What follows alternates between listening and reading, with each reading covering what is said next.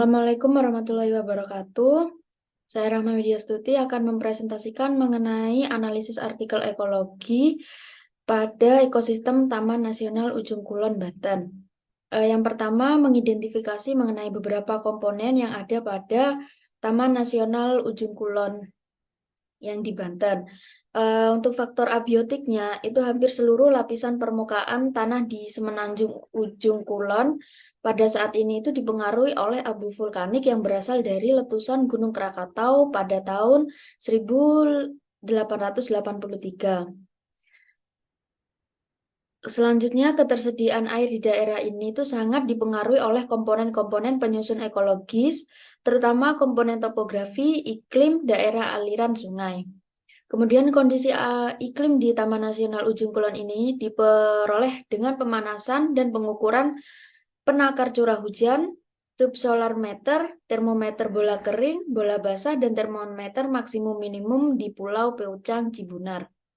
Kawasan hutan ini mempunyai topografi datar hingga agak berbukit dengan lantai hutan sebagian besar berawa. Kemudian kondisi fisik di daerah semenanjung Ujung Kulon ini adalah hampir seluruh lapisan permukaan tanah. Pada saat ini dipengaruhi oleh abu vulkanik yang berasal dari letusan Gunung Krakatau.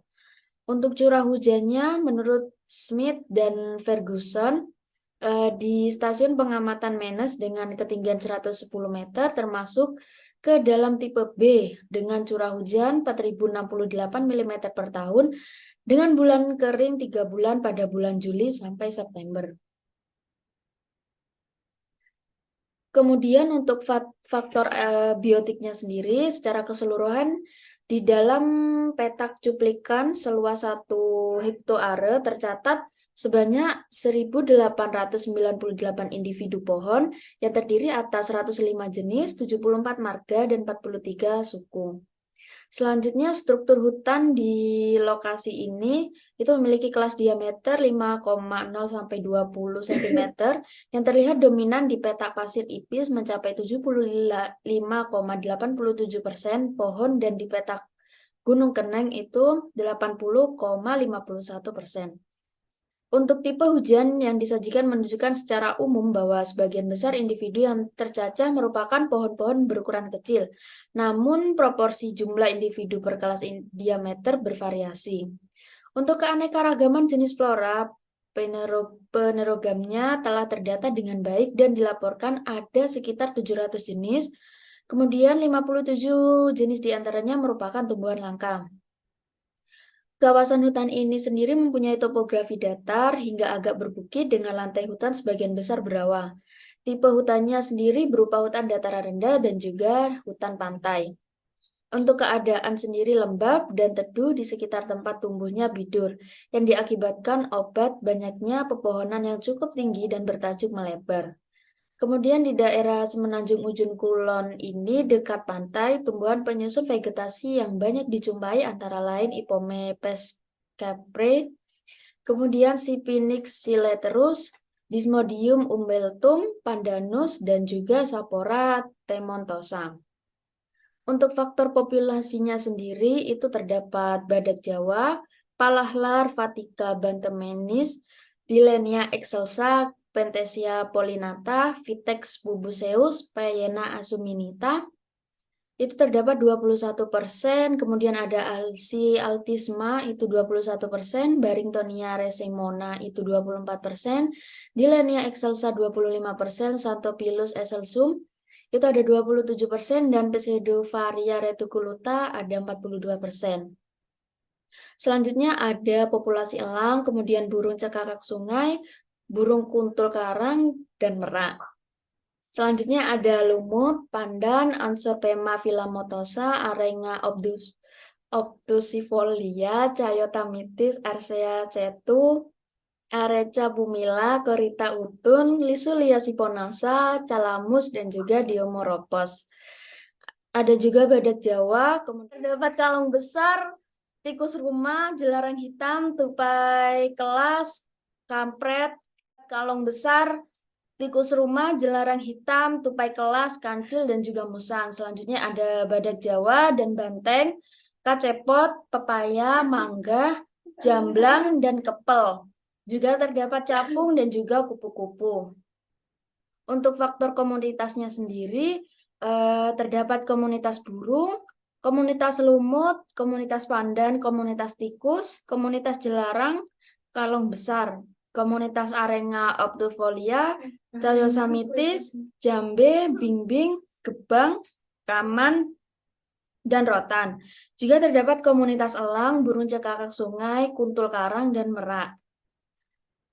Untuk interaksi antar komponen, pada interaksi faktor abiotik, kekhasan kondisi fisik pada Semenanjung Ujung Kulon ini adalah ketersediaan air di daerah ini yang sangat dipengaruhi oleh komponen-komponen penyusun ekologis daerah, terutama komponen topografi, iklim, daerah aliran sungai, dan lain-lain. Faktor ini juga akan mempengaruhi pola pergerakan dan perilaku badak Jawa, terutama perilaku yang berkaitan dengan kegiatan untuk mendinginkan dan membersihkan badan. Selanjutnya, keadaan lembab dan teduh di sekitar tempat tumbuhnya bidur ini diakibatkan oleh banyaknya pepohonan yang cukup tinggi dan bertajuk melebar. Kelembapan dan cahaya merupakan faktor lingkungan yang penting dan besar pengaruhnya terhadap pertumbuhan lumut khususnya di daerah tropis. Selanjutnya, adanya permukaan pergerakan yang retak-retak dan didukung oleh lingkungan yang lembab serta sinar matahari cukup, maka kuncup dan spora lumut dapat berkecambah dan meneruskan kehidupannya. Untuk interaksi faktor biotik sendiri, pada bagian batang dan daun bidur itu tidak ditemukan lumut karena permukaannya yang halus dan licin sehingga tidak memungkinkan singgahnya spora atau kuncup lumut dan air, meskipun kelembapan sekitarnya mendukung untuk perkecambahannya. Vegetasi hutan yang tidak terlalu rapat pun menjadi faktor keanekaragaman di stasiun 1 karena semakin rapat vegetasi hutan maka semakin mamalia kecil tidak terpantau oleh predator seperti elang kelabu.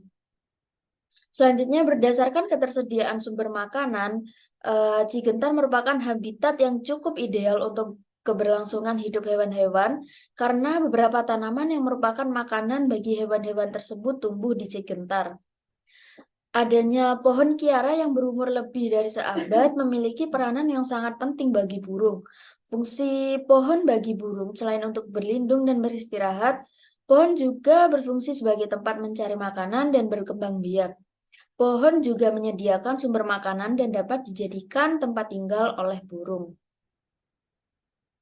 Kemampuan regenerasi jenis pohon hutan sangat bergantung pada keberhasilan dalam melaksanakan suatu siklus reproduksi. Beberapa tahapan dalam siklus regenerasi sendiri antara lain saat pembungaan, produksi buah, pemancaran biji, tingkat perkecambahan, persen tumbuh semai, jadi semai, dan kesempatan mencapai kanopi hutan.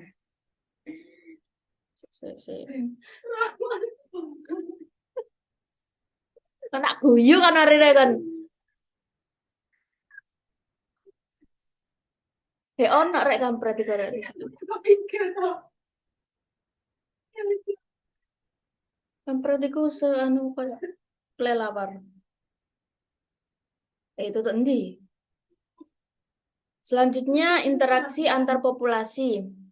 Burung sendiri memiliki hubungan timbal balik dan saling ketergantungan. Karena itu, burung merupakan salah satu komponen penyusun ekosistem yang perlu dipertahankan kehadirannya.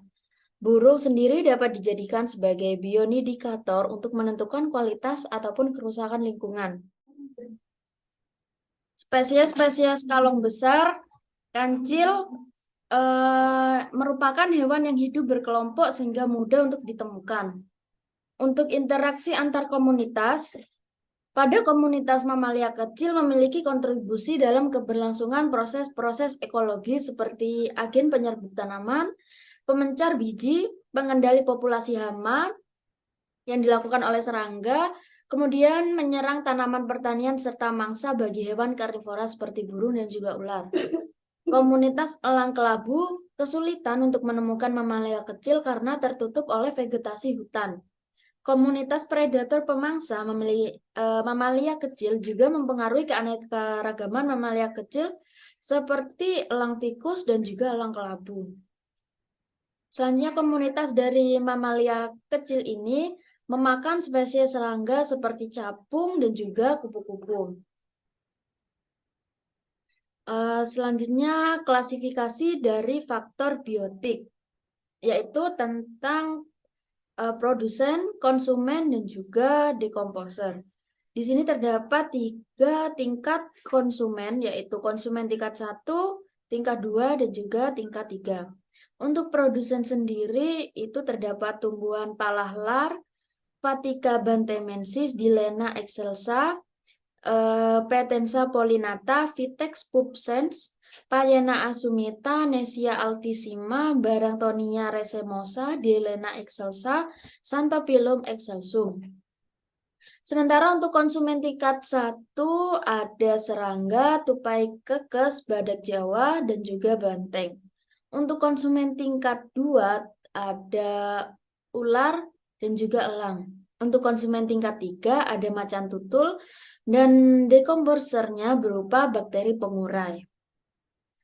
Selanjutnya ada rantai makanan dan juga jaring-jaring makanan. Untuk rantai makanan sendiri di sini terdapat 6 rantai makanan. Di sini terdapat 6 rantai makanan, yaitu yang pertama, rantai makanan yang pertama ada tumbuhan sebagai produsen, kemudian dimakan oleh serangga sebagai konsumen 1, selanjutnya dimakan oleh burung kuntul sebagai konsumen tingkat 2, kemudian dimakan oleh ular sebagai konsumen tingkat 3, dan ular dimakan oleh serangga sebagai predator, dan harimau. Kok ular dimakan serangga?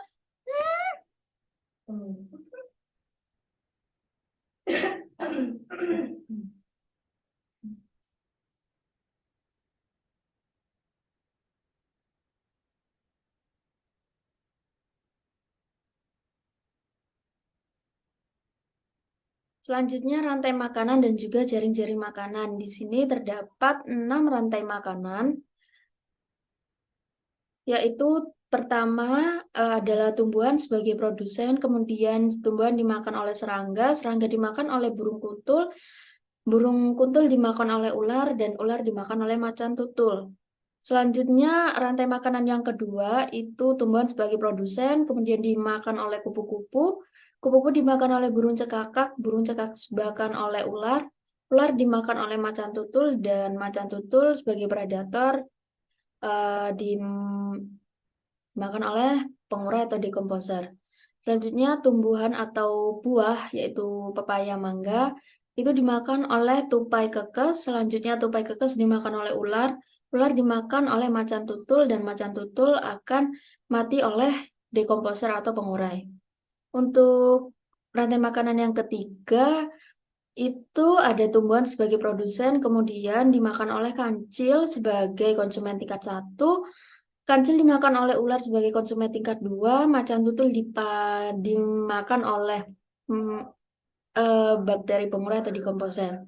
Selanjutnya pada rantai makanan ketiga, tumbuhan sebagai produsen dimakan oleh banteng, banteng dimakan oleh macan tutul, dan macan tutul mati karena pengurai. Selanjutnya tumbuhan sebagai produsen dimakan oleh badak Jawa dimakan oleh macan tutul, dan macan tutul dimakan oleh pengurai. Untuk jaring-jaring makanannya sendiri adalah seperti ini, di mana tumbuhan ini sebagai produsen akan dimakan oleh serangga sebagai konsumen tingkat 1, kemudian serangga dimakan oleh burung kuntul sebagai konsumen tingkat 2, burung kuntul akan dimakan oleh ular sebagai konsumen tingkat 3, dan ular akan dimakan oleh harimau sebagai predator. Selanjutnya predator ini akan mati oleh dekomposer. Kemudian rantai makanan yang kedua ada tumbuhan sebagai produsen dimakan oleh serangga. Selanjutnya serangga dimakan oleh burung burung dimakan oleh ular, ular dimakan oleh harimau sebagai predator, predator mati karena dekomposer atau bakteri pengurai. Yang ketiga, tumbuhan sebagai produsen dimakan oleh banteng. Banteng sendiri merupakan konsumen tingkat 1 dan banteng akan dimakan oleh ular sebagai konsumen tingkat 2. Selanjutnya ular akan dimakan oleh harimau sebagai predator dan predator akan mati karena dekomposer. Selanjutnya yang keempat adalah tumbuhan sebagai produsen dimakan oleh kancil atau rusa. Kemudian rusa dimakan oleh ular sebagai konsumen tingkat 2. Ular akan dimakan oleh harimau sebagai predator, kemudian predator akan mati karena dekomposer. Selanjutnya, rantai makanan yang kelima, tumbuhan ini sebagai produsen dimakan oleh tupai. Tupai sendiri akan dimakan oleh ular sebagai konsumen tingkat 2. Dan ular akan dimakan oleh harimau, kemudian harimau akan dimakan oleh dekomposer. Yang terakhir ada tumbuhan sebagai produsen akan dimakan oleh badak Jawa, kemudian badak Jawa akan dimakan oleh harimau sebagai predator dan predator akan mati oleh dekomposer atau bakteri pengurai. Sekian, terima kasih presentasi dari saya. Mohon maaf apabila ada tutur kata yang kurang berkenan. Terima kasih. Wassalamualaikum warahmatullahi wabarakatuh.